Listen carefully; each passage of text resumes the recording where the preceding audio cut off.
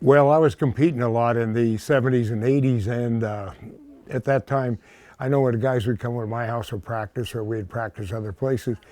When they had time, they'd hardly ever miss a steer, and they were good.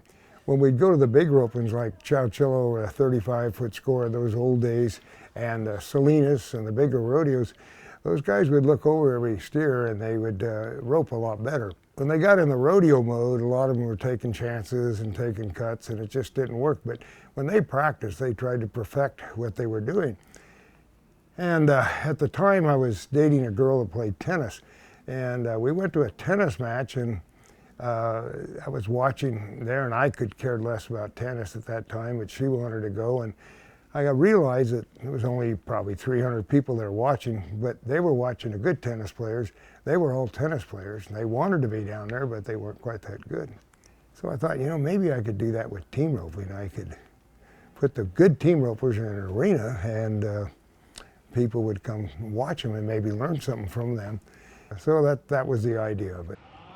And we'd go to 𝙬𝙤𝙪𝙡𝙀, which was a huge arena at that time. And we could score them 35 feet, and they'd have to be mounted, and they'd have to use their head a little bit. And that kind of was the whole concept of it.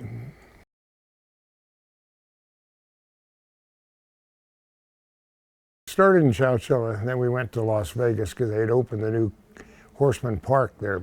We had to downsize the score to 18 feet there because of that arena size. And then we went to Texas, but team roping was not popular in Texas. I know that's hard to believe, but it wasn't. It was all calf roping, or tie-down roping is today's term, and steer roping.